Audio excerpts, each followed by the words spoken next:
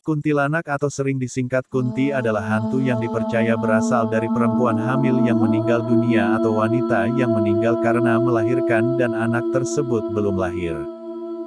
Nama, Puntianak, merupakan singkatan dari, perempuan mati beranak. Mitos ini dikabarkan mirip dengan mitos hantu Langsuir yang dikenal di Asia Tenggara, terutama di Nusantara. Sosok kuntilanak. Dalam penggambaran di masyarakat yang berkembang, kuntilanak digambarkan sebagai sosok berwujud seram. Dengan rambut panjang yang menggerai ke bawah, berbaju putih, kuku yang panjang menghitam, bahkan rupanya sudah tak berbentuk sampai sangat menyeramkan. Kebanyakan film horor yang menggambarkan sosok ini, memang memunculkan visualisasi seperti itu. Namun berbeda dengan cerita rakyat Melayu yang menggambarkan sosok kuntilanak dalam bentuk wanita berwajah cantik dengan punggung berlubang. Kuntilanak juga digambarkan senang meneror atau mengganggu penduduk kampung untuk menuntut balas dendam. Sehingga kesan untuk makhluk tak kasat mata ini begitu seram, tak heran setiap orang yang melihatnya sampai histeris ketakutan. Dari kisah-kisah yang bermunculan, banyak sudut pandang dan penggambaran tentang Sang Kunti ini membuat banyak orang-orang berbeda ketika melihat sosok yang satu ini. Jenis kuntilanak. Memang hal ini terkesan aneh, namun di kalangan masyarakat sepertinya ini merupakan suatu hal yang lumrah dan memang ada bahkan berkembang. Tak hanya terkenal karena sosok berbaju putih dengan rambut yang panjang, kuntilanak juga ternyata memiliki beberapa jenis yang lainnya. Salah satunya adalah kuntilanak merah. Penggambaran sosok kuntilanak merah masih sama seperti kuntilanak putih, tetapi sosok ini menggunakan baju berwarna merah.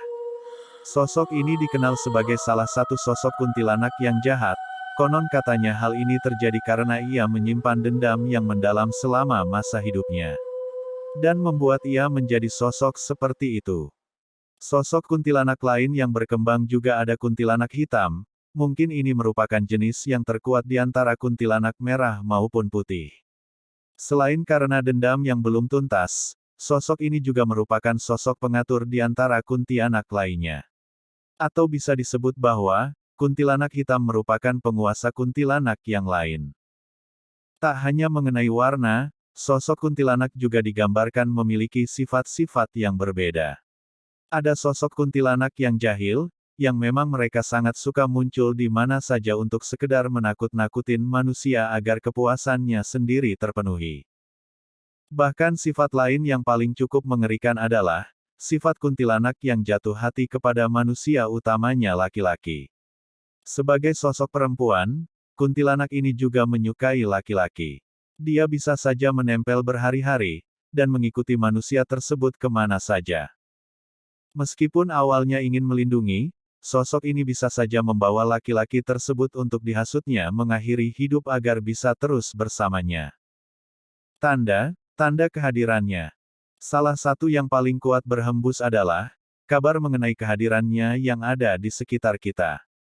Konon katanya, banyak yang menyebutkan bahwa sosok ini banyak mendiami tempat-tempat yang tinggi ataupun juga lembab seperti pohon keramat, aliran sungai, atau bahkan air kolam berenang yang sudah tak terpakai. Banyak pertanda yang menandakan kehadiran sosok ini, ada yang menyebutkan bahwa kehadirannya ditandai dengan wewangian seperti harum bunga Kamboja dan juga melati.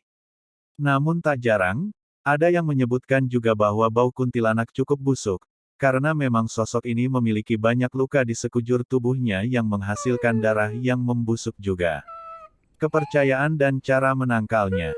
Berdasarkan kepercayaan dan tradisi masyarakat Jawa, kuntilanak tidak akan mengganggu wanita hamil bila wanita tersebut selalu membawa paku, pisau, dan gunting bila berpindah kemana saja. Hal ini menyebabkan seringnya terbiasa meletakkan gunting, jarum, dan pisau di dekat tempat tidur bayi. Menurut kepercayaan masyarakat Melayu, benda tajam seperti paku bisa menangkal serangan kuntilanak. Ketika kuntilanak menyerang, paku ditancapkan di lubang yang ada di belakang leher kuntilanak. Sementara dalam kepercayaan masyarakat Indonesia lainnya, lokasi untuk menancapkan paku bisa bergeser ke bagian atas bagian ubun-ubun kuntilanak. Di dalam kepercayaan agama Samawi Islam, Nasrani, dan Yahudi, kuntilanak termasuk dari golongan jin kafir atau setan. Di dalam Islam, kuntilanak termasuk golongan jin dari jenis hafaf jin yang suka mengganggu dan menakut-nakuti manusia dan arwah jin yang mengaku-ngaku sebagai orang yang sudah tiada. Begitulah perkiraan cerita asal-usul kuntilanak. Bagaimana, apakah kamu suka dengan cerita-cerita seperti ini?